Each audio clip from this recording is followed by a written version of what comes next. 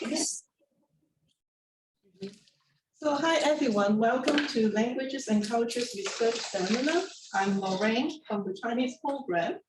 Today we are fortunate to have Professor Ilona Koutny from Poland, who generously spends her evening with us and presents how Esperanto as an artificial language became natural. Ilona is Professor of Linguistics at Mickiewicz University in Poland, where she's also the head of the Hungarian department and the International Postgraduate Interlinguistic Studies. Her research fields are intercultural communication, language and culture, pragmatics, lexicography, Esperanto studies, and interlinguistics. I was honored to take part in the Interlinguistic Studies Symposium conducted in Esperanto, English, and Polish, organized by Ilona last year. In its virtual format, it had a record number of more than 300 participants from more than 50 countries. So without further ado, I will now give the floor to Ilona to walk us through the intriguing features of Esperanto in relation to natural languages. So Ilona. Thank you. Thank you. Okay, thank you very much for this introduction, Lauren, and everybody is welcome to my lecture about Esperanto on the road to be a natural language. I would like to present you at the beginning what is artificial language, how Esperanto came into being, is it a natural language, and what is naturalness in the languages or artificiality of languages. And at the end, I will give a short overview about the structure and the semantic system of Esperanto. You have already heard about different languages, maybe about universal languages, philosophical languages. These are a kind of artificial languages, but based on the logical basis and on the desire that the language should help in the logical thinking.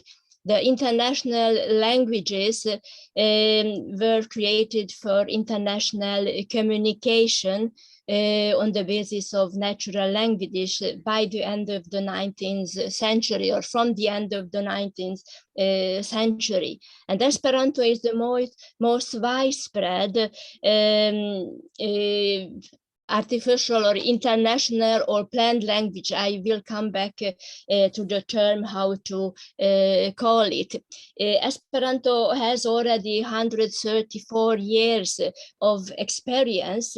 So we could ask, does it become a natural language during natural use for a long time? And if it is a natural language, where is the place of Esperanto among the natural languages?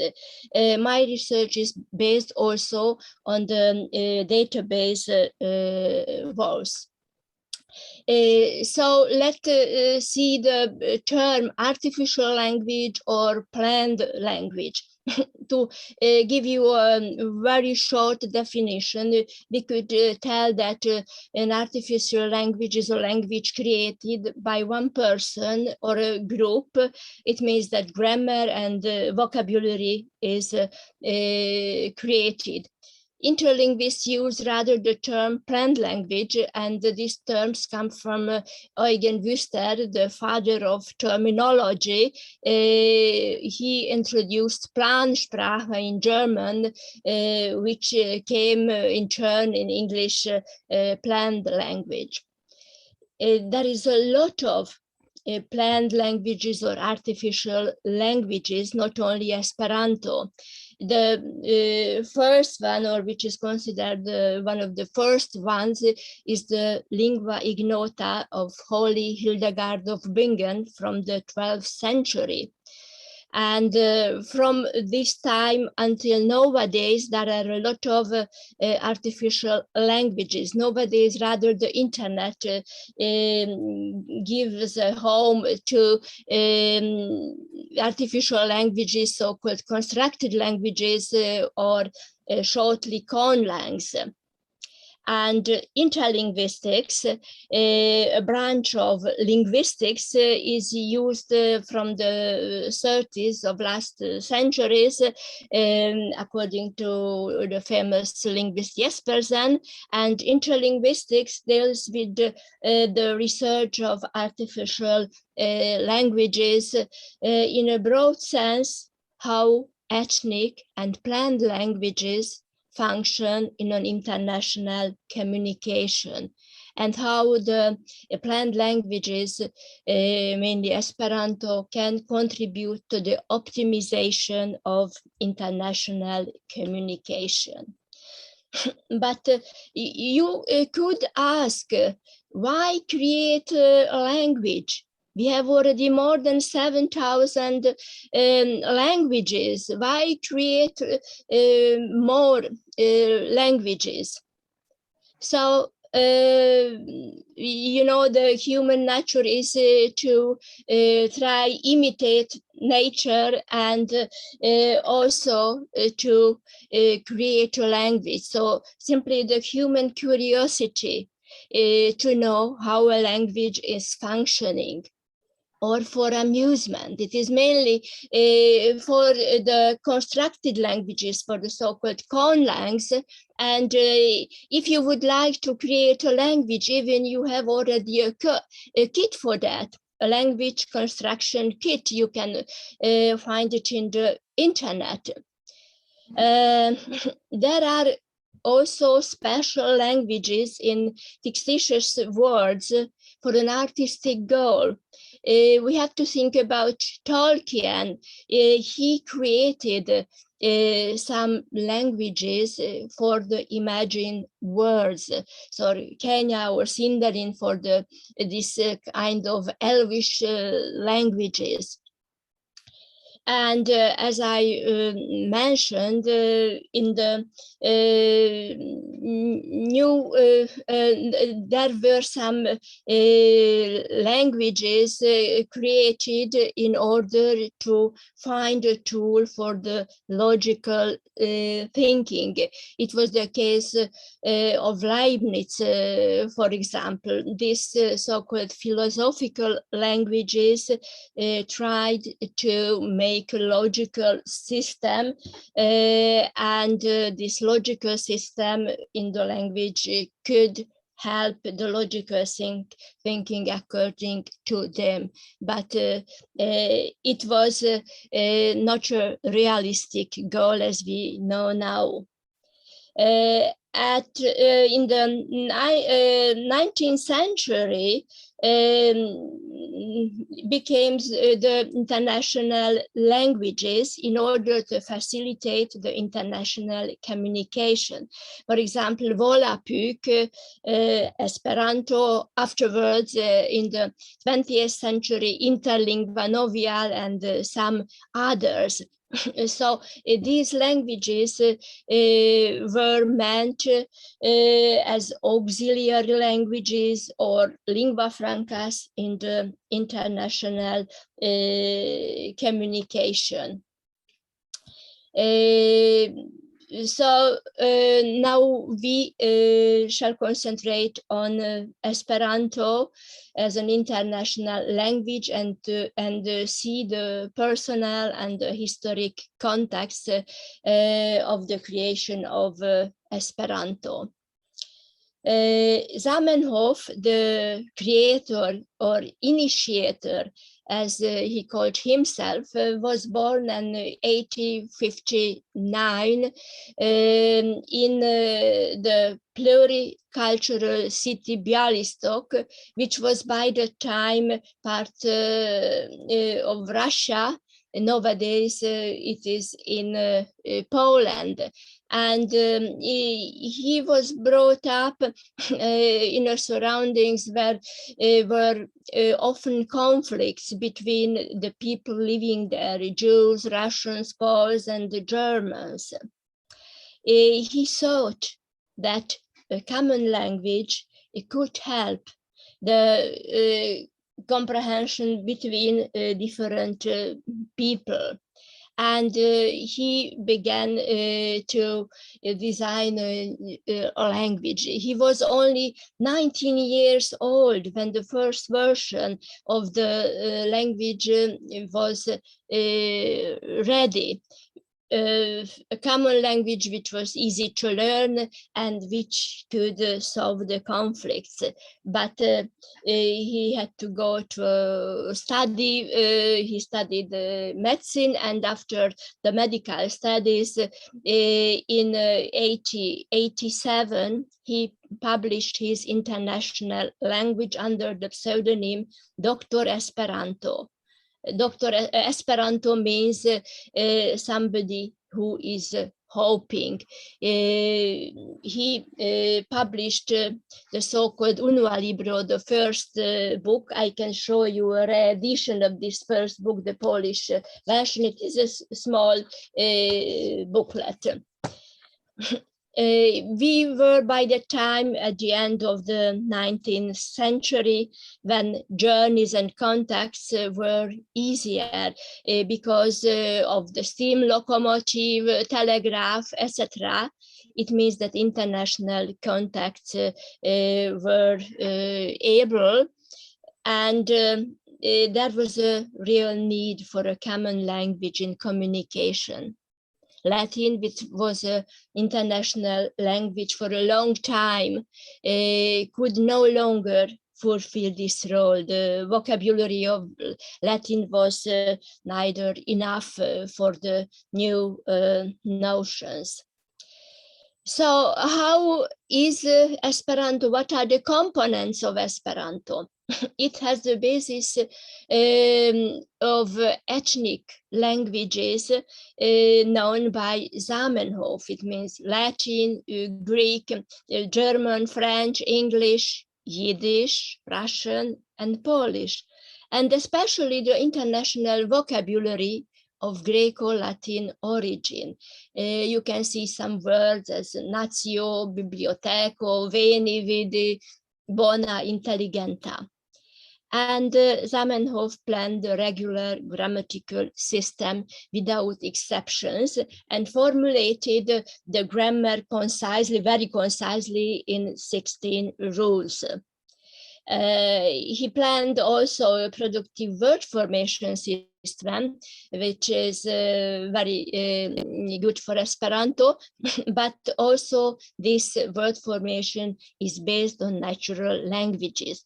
Let's say some examples. Bona, malbona, it means good, bad, the opposite. Felicia, malfelicia. It comes from French, where heureux, malheureux are the opposites, but also in English, there is a prefix used sometimes, as in the word unfortunately, or in German schön, unschön. And there are some other affixes as lernanto, lernantino, which comes from German. But in Esperanto, these affixes can be used every time. So the procedures are borrowed from natural languages and then generalized, and we can use them if there is no semantic limit. The creation of a new word is permitted. The pronunciation is quite easy. So, and the result is that approximately 80% of the vocabulary of Esperanto coincides with the vocabulary of Romance languages, about 60% of the vocabulary of Germanic languages, and even 30%, about 30% with the vocabulary of Slavic languages. It is according to researches of Szerdehely, but it is based on the analysis of the Universala Vortaro. It means Universal Dictionary, which appeared in 1894 and had 2,640 words. Now the relation is a little bit other because there are changes, and the influence in English can be seen also in Esperanto. And is Esperanto an artificial or natural language? Maybe you would tell that it is only an artificial language, but I tell you that is a natural language. To convince you, I would like to introduce you what is artificiality in languages, because it is not true that natural languages are completely natural. Think about words and expressions popularized by the media. Think about terminology. Terminology is a conscious intervention to the terms of a language. It is the field of language planning. The academics gives their rules how words should be written, and some grammar changes as well. And we can go further. There were some language reforms during the history. See, for example, Korean. So language planning means intervention to the language system and usage, and it occurs normally in the life of languages. If we study the history of different languages, language planning can relate to corpus planning. It means to the orthography, to grammar and vocabulary, and also to the status and acquisition planning. So let's say the whole game of language planning. It could be a simplification of orthography or grammar, see Korean, Japanese writing, or language planning treats the unification and modernization of vocabulary.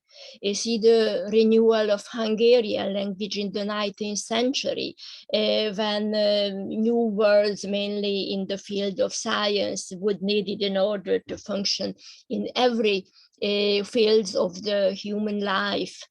But going further, we see the revitalization of languages, modern Hebrew.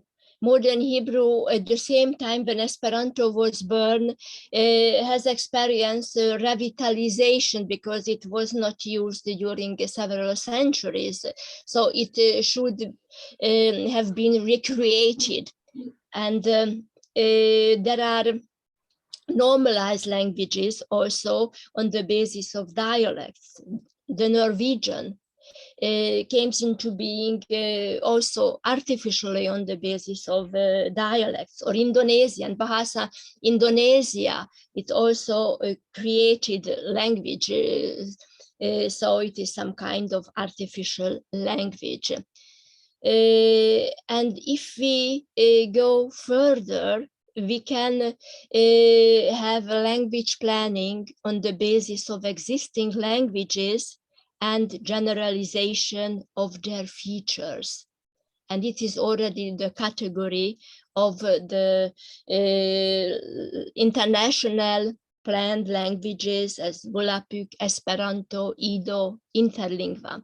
This whole game of language planning appeared already in the works of Tauli in 1968. So the planning of different languages and the language planning as a whole, it is simply a question of degree. We can speak about a continuum of naturalness and artificiality in languages.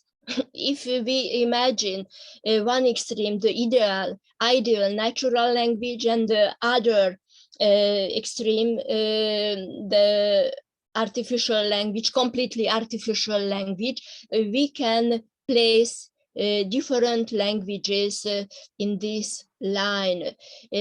For example, Japanese, Korean, where the system was was changed. Writing system was planned. Hungarian, where the vocabulary was renewed. Norwegian, which was created on the basis of dialects. Hebrew, which had to be created as Esperanto was. Interlingua or Esperanto, and we have near to the other extreme Soresol, which is completely an artificial language, but prepared for the use of people. And at the end, we can mention the languages of programmation. So it is no dichotomy, artificial, natural, but it is a question of degree. And it was already pointed out by Schubert and Sakaguchi earlier. Esperanto is a natural language, as I've told you. Let's say definition of language from the Encyclopedia of Britannica. Language is a system of conventional, spoken, manual, it means signed, or written symbols by means of which human beings, as members of a social group and participants in its culture, express themselves. So language is a structure, and a language community is needed. Esperanto has a structure and a speech community, a voluntary, non-ethnic, non-territorial speech community, as Wood formulated it in 1979. So Esperanto is created artificially, but it functions naturally, as many other Esperantolog interlinguistic has this opinion, Schubert, Blanke, Lindstedt, and me in this row. Esperanto appears very lively in Wikipedia. At the beginning, it was one of the first languages, and nowadays there are more than 300,000 articles in the Wikipedia, more than in Bulgarian or Belarusian. And to compare with Hungarian, it is not as big a difference, or of course, Polish has much more. There are maybe 2 million users. It means that Esperanto is a really used language. According to Ethnologue, Esperanto has a status 3. It means wider communication. The language is used in work and mass media without official status, to transcend language difference across region. And Esperanto is in the first third of languages. Esperanto is a natural living language created on the basis of Romance, Germanic, and Slavic languages with the general derivation rules. Let's see an example. Bella, bellezzo, beautiful, beauty. Intelligenta, intelligentezzo, intelligent, intelligence. Moderna, modernezzo, modern, modernity. So you see, it's the same rule in Esperanto, which works as the suffix s is used. In English, there are also suffixes, but not the same. In the 3 words, there are 3 different manners for word formation. In Esperanto, we can use it even more. For example, we can make from the words queen 5 stelo, star, the word quinstaletzo, which means the feature having 5 stars. this structure is exceed the European structure. So although it is based on European languages, but the structure with this generalized word formation exceed the European structures. So we can tell that Esperanto functions as a natural language because it serves the adequate expression of thoughts and emotions in different situations. It enables the communication between people with different mother tongues. And even Esperanto can serve as a marker of identity, as do other natural languages. And even Esperanto can be a native language. It is not the goal of Esperanto to be a native language, but there are about 1,000 Denaskai Esperantistoj, so native Esperantists. As to the culture, Esperanto manifests cultural elements of other nations, some kind of international culture, and has his own culture. As Liu Haitao from China demonstrated by a quantitative analysis, Esperanto is a normal human language as to its structure. Parkwall carried out a statistical analysis of Esperanto using 76 features from the database walls to establish if Esperanto is an average language.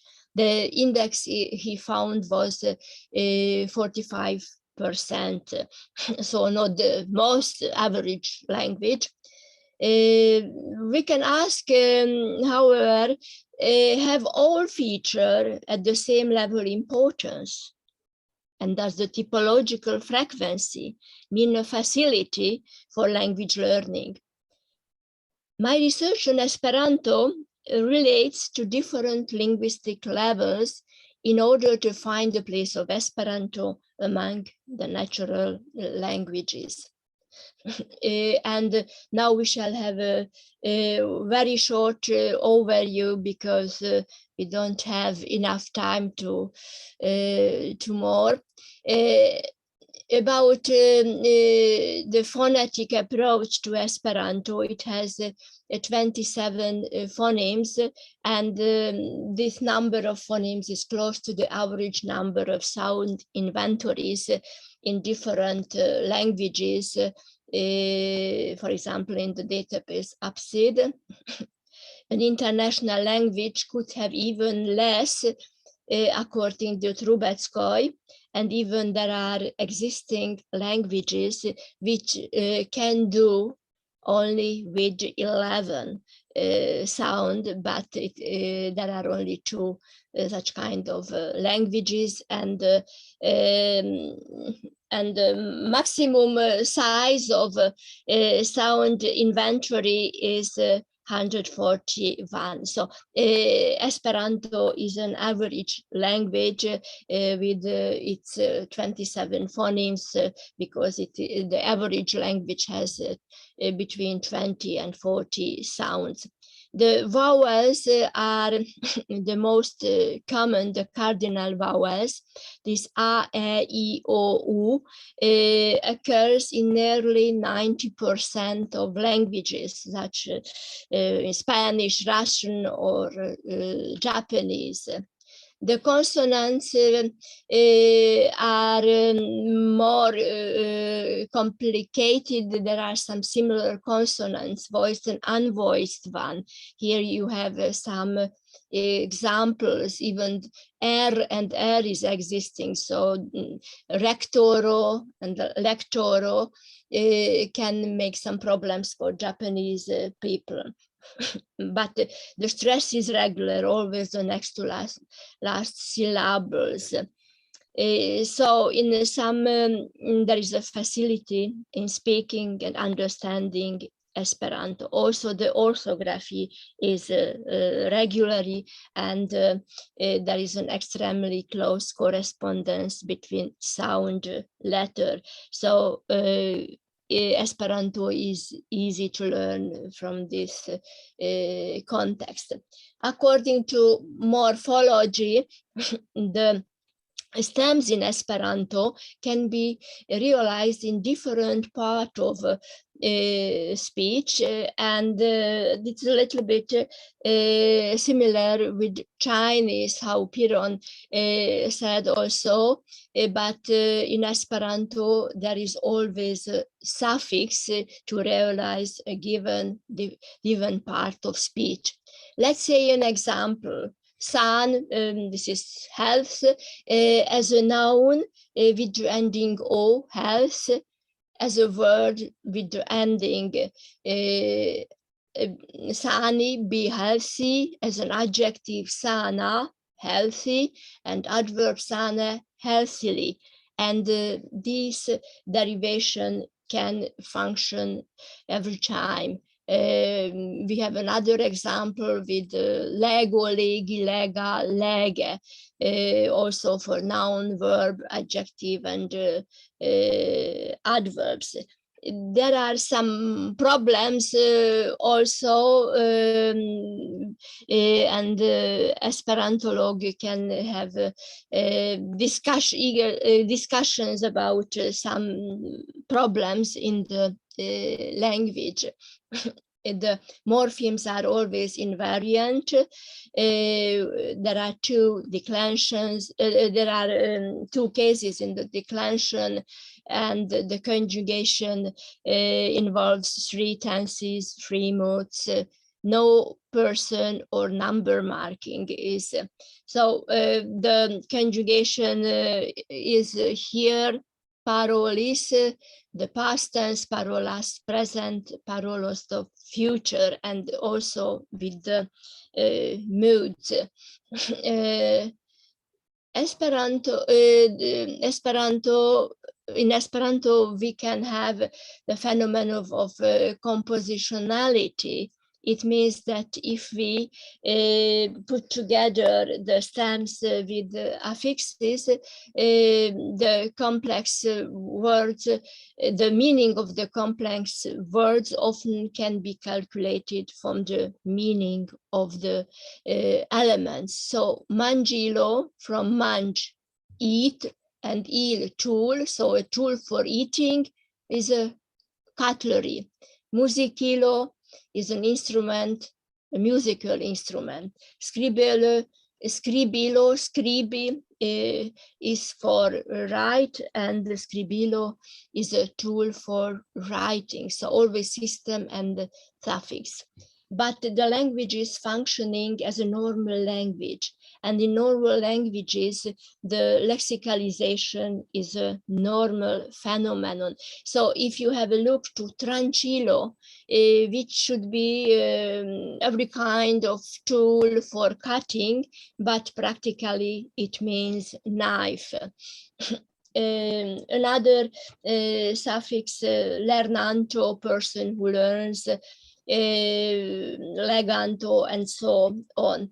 Now I see that I don't have time. I will give you only some ideas. I could speak if I had time. I would like to emphasize that the power of Esperanto is in the word formation system.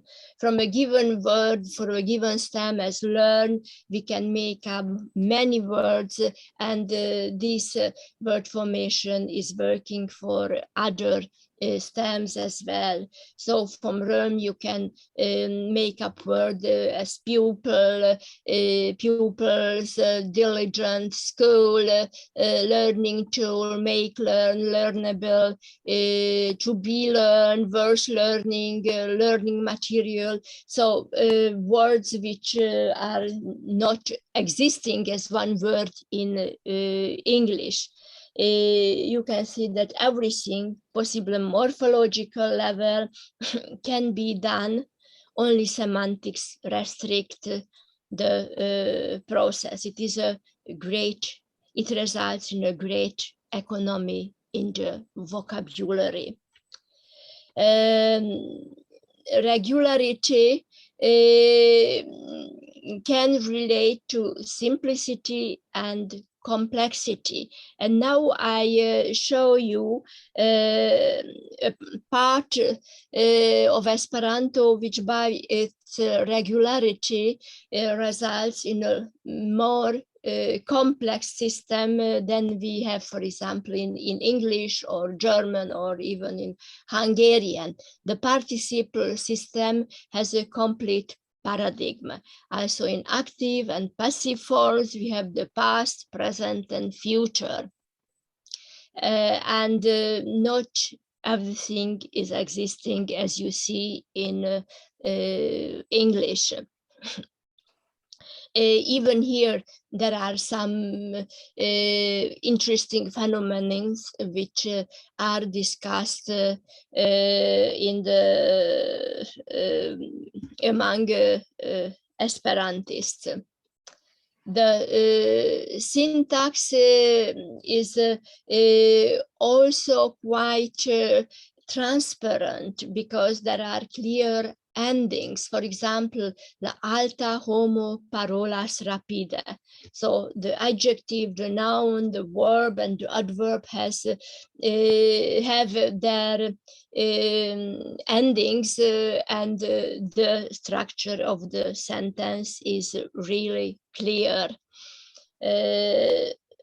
The syntactic functions are expressed with preposition and the accusative for the direct object. For example, Maria legas libron en la salono. Libron, it is an accusative ending, and en la salono, in the living room.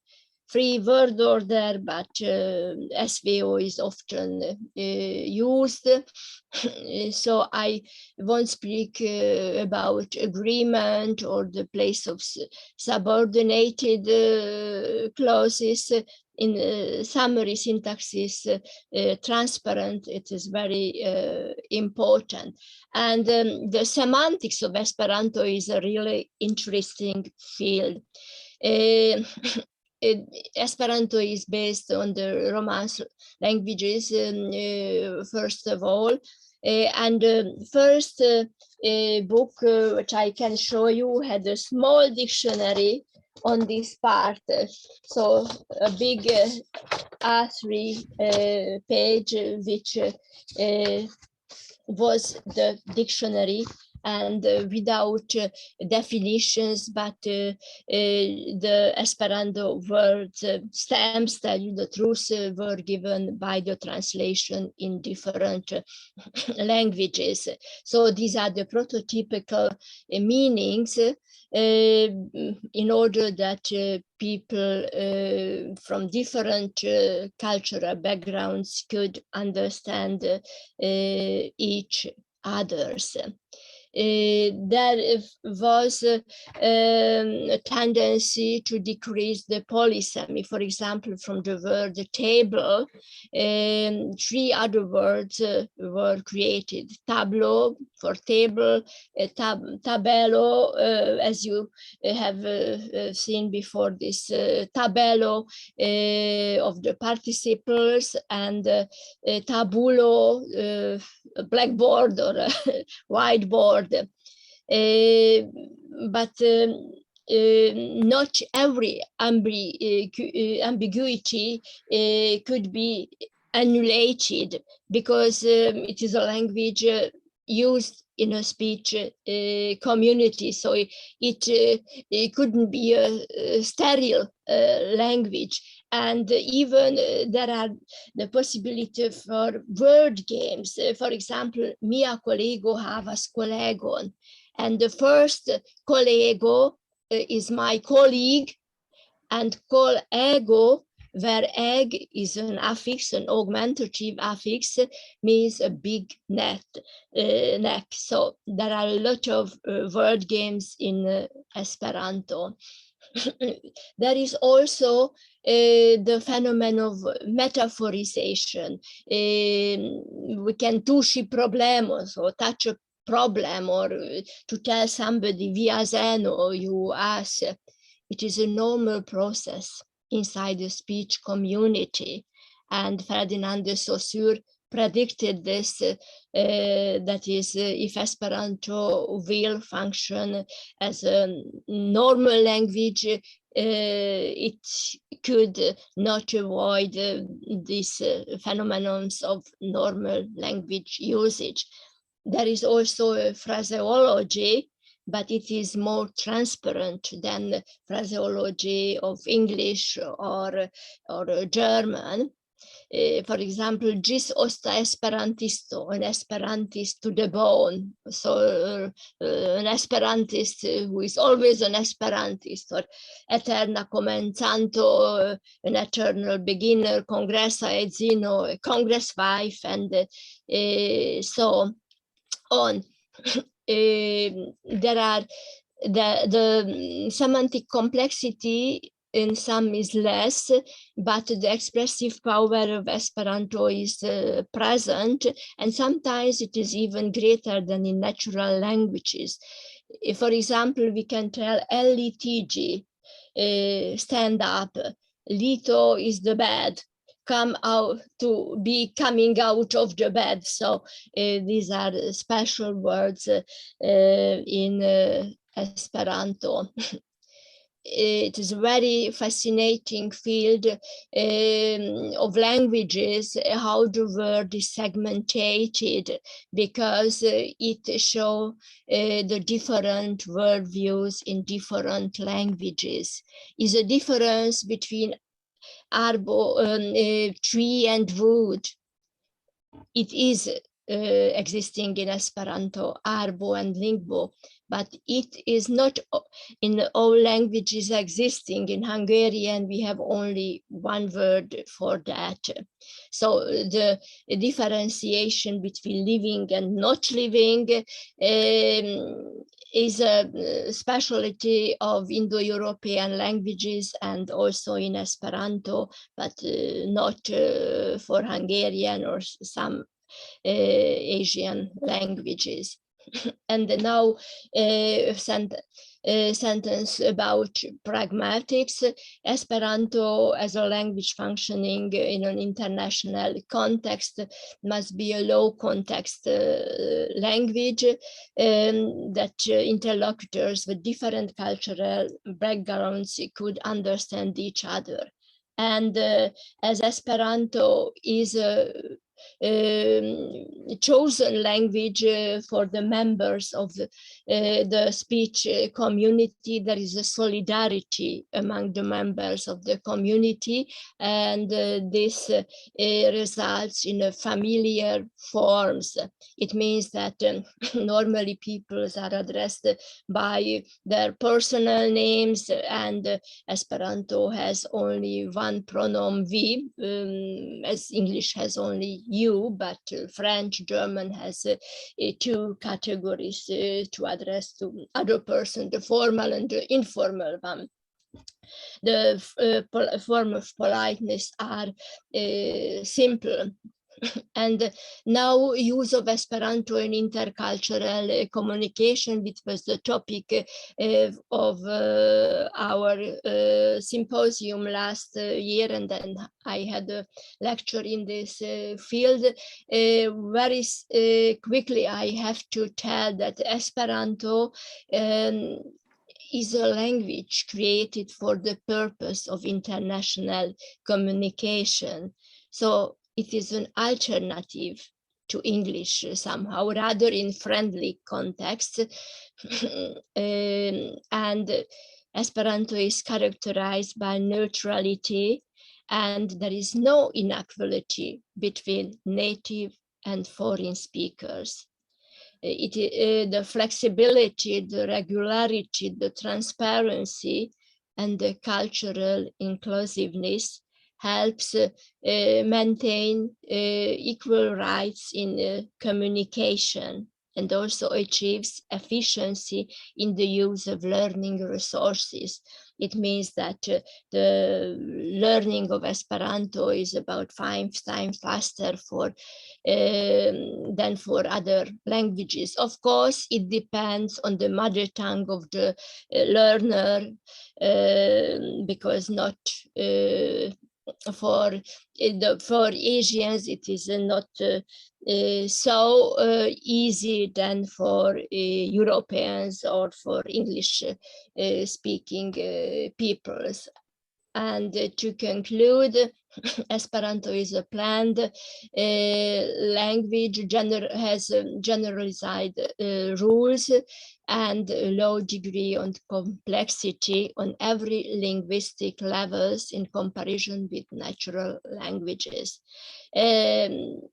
The regularity in Esperanto can result sometimes in a greater complexity, as I have shown for the participle systems, but the transparency is very important. It has an autonomous semantic system which develops on the basis of word derivation, which contribute also to the transparency, and also on the basis of borrowings inside of an international language community. But lexicalization can occur as in natural languages, and metaphorization also, and there exists also a phraseology. Currently, negotiation during social interactions is important in order to have the concrete form of the language. So this negotiation among the locutors and also in literary works.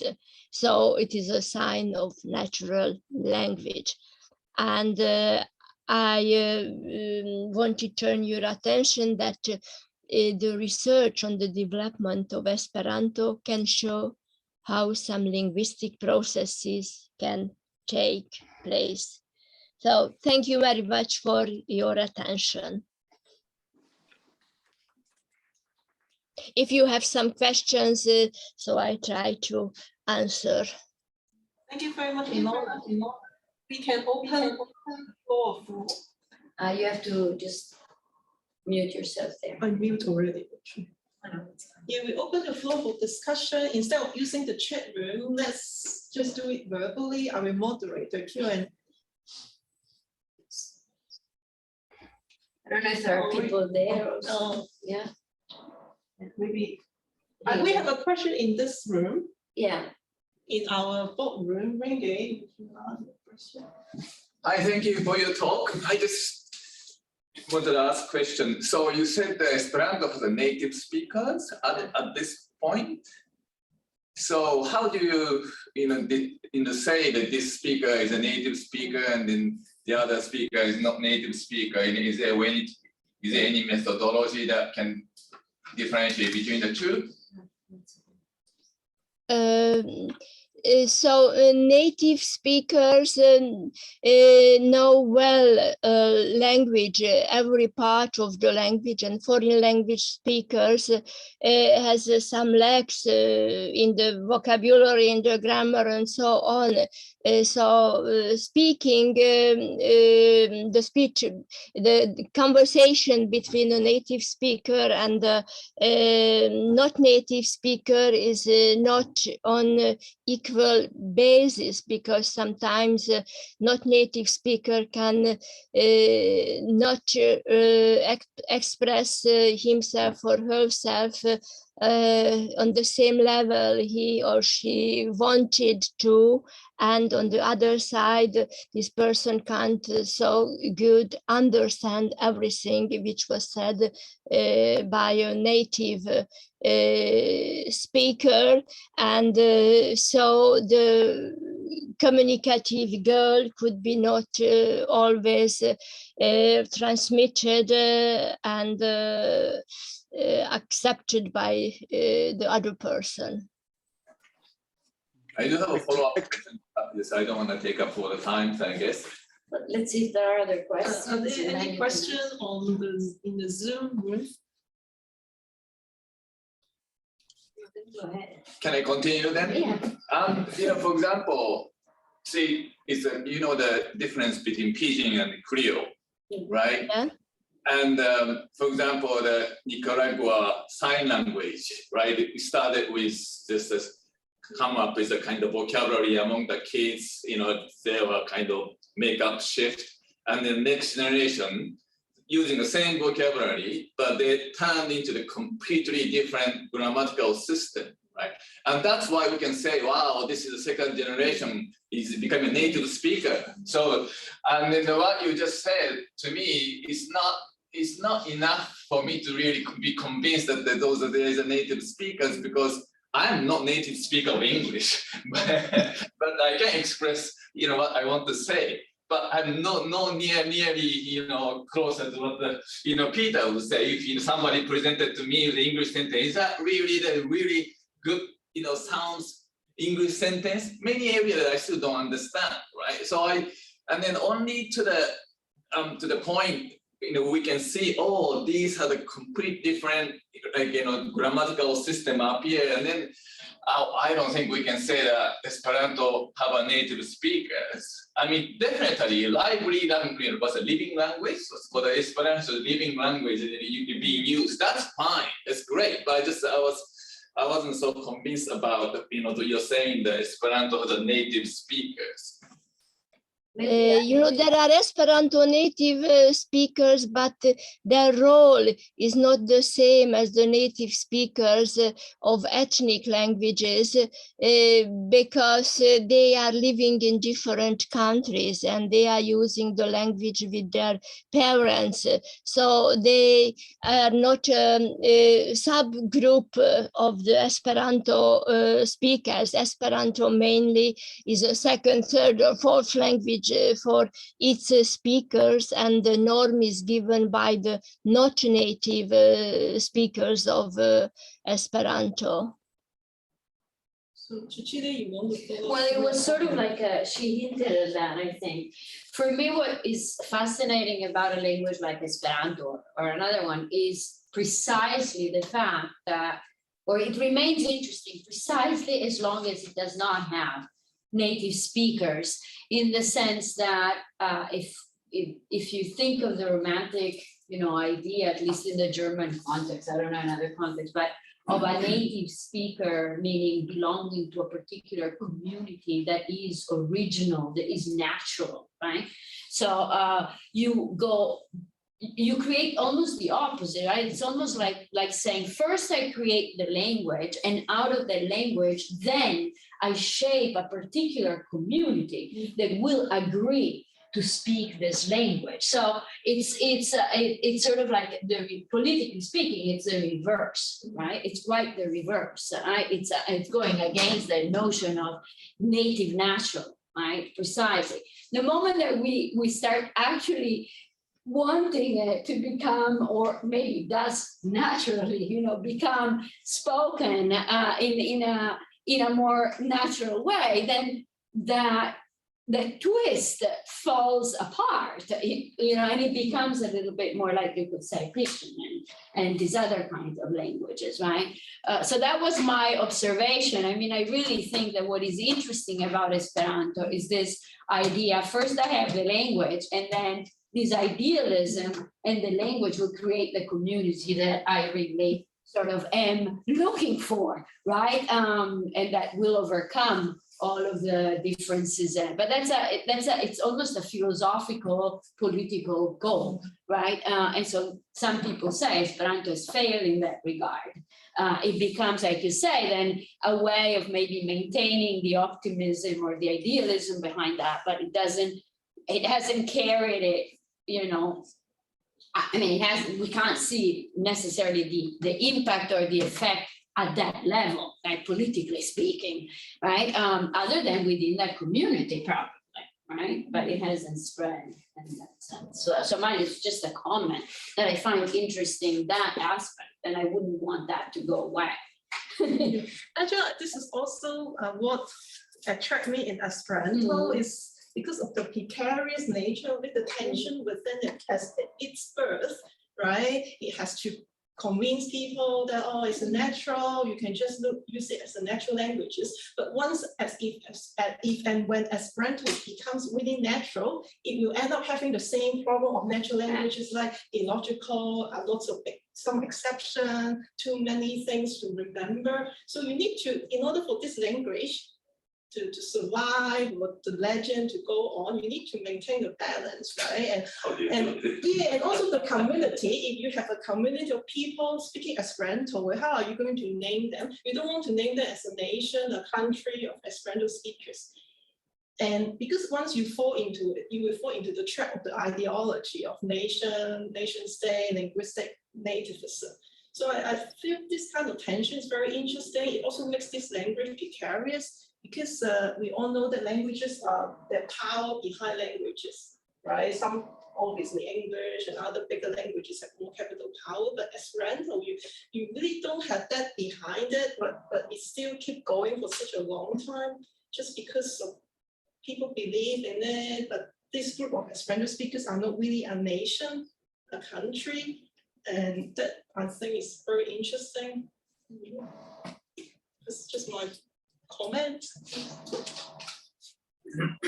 Other questions? Another question on the Zoom. Maybe, okay. Anna. Anna, you need to unmute yourself. Perfect. I will give you an answer. Well, I think that Esperantis has a party program without a party. They have very much similarities, but they're not politically involved. And I really wonder how long they could do that. Because if they are not involved, then I'm afraid the goal is, where is the goal? They will just pass. And then it's a contradictory to the idea of this language. So it's a circle. But yes, Esperantists would like to be neutral in the actual word. So I hope that they can stay neutral.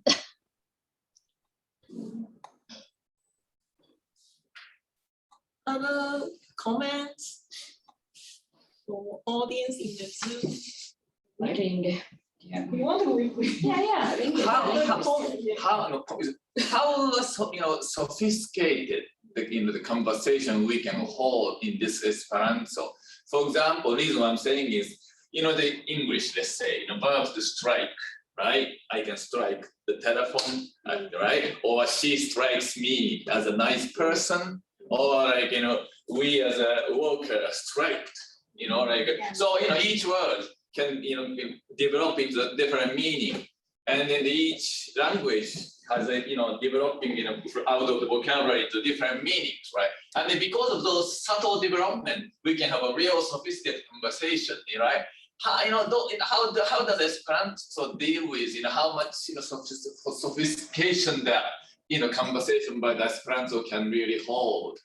Yes, there are differences between different languages. So my English conversation is not at all sophisticated, I have to realize, and you can see also.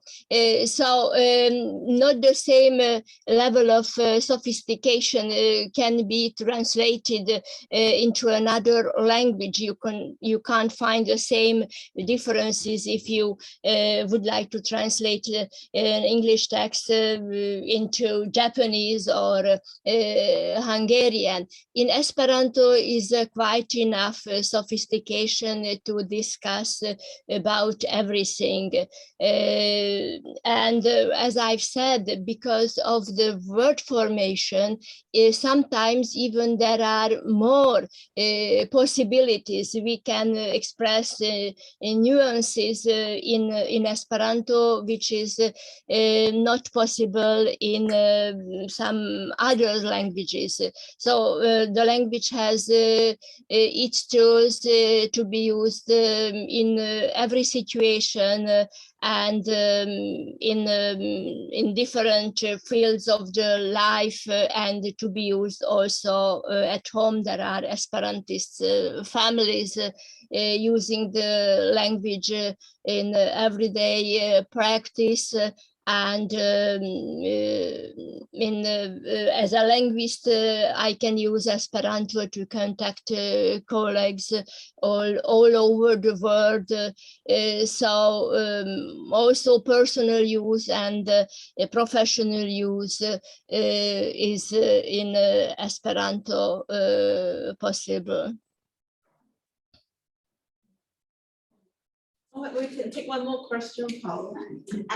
Mine are very technical question, just curiosity really. I hope that I don't take too long to answer. One is about loan words. So if Esperanto has the ability to say, okay, I'm gonna use this loan word from Chinese and I'm gonna adapt it, or so if the vocabulary is really just limited to the whatever, those Romance language or Slavic language that you have.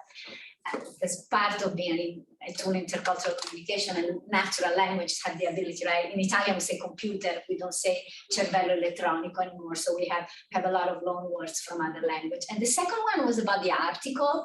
And for a language that seems to just aim at simplicity, I was curious, and I might have completely, because I don't know Esperanto, but I noticed that they use articles in the examples you've had.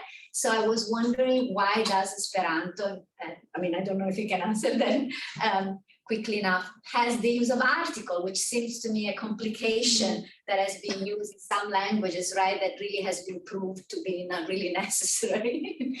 So those are my curiosities.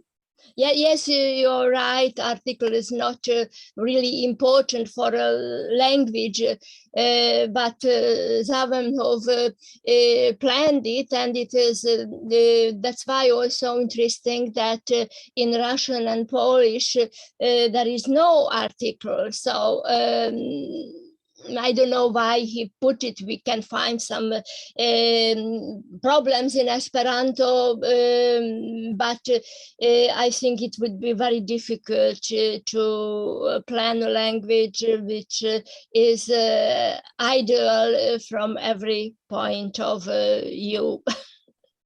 No, I understand, but then it could be dropped, right? If it was a natural language. That's what I was thinking. I mean, there are things.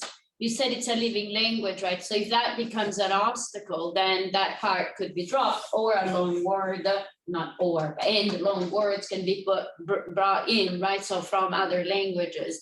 I mean, it seems to be, to me, in terms of the plain language, it seems to me a very Eurocentric language. And if it's a living community that could easily drop, right? I mean, that some of that could be counteracted by the introduction of many other, words from other languages, possibly, right? Yes, that is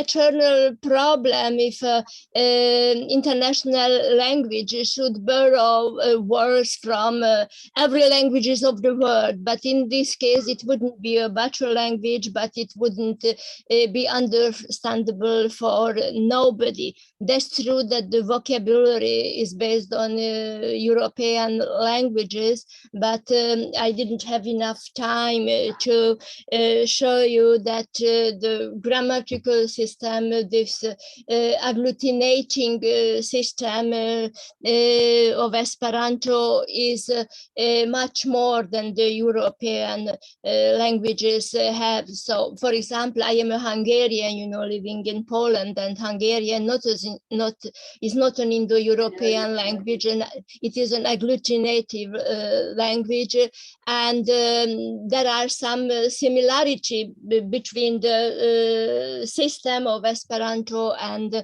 Hungarian as well.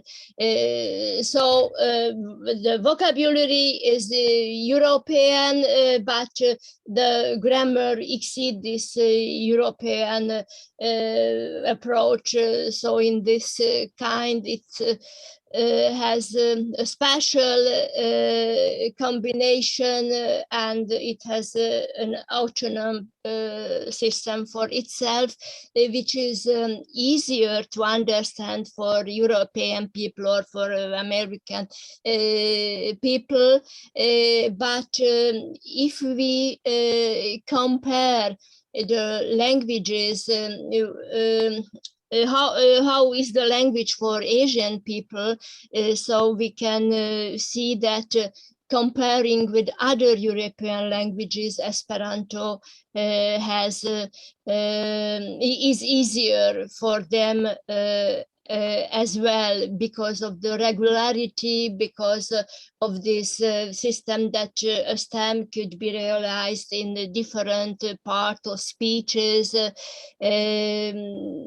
So it is not only European language. I hope we have Korean participants. Maybe she could add something about how Jen, you are feeling about Esperanto, how it is European for you, and how it is easier comparing with English. Could you tell something?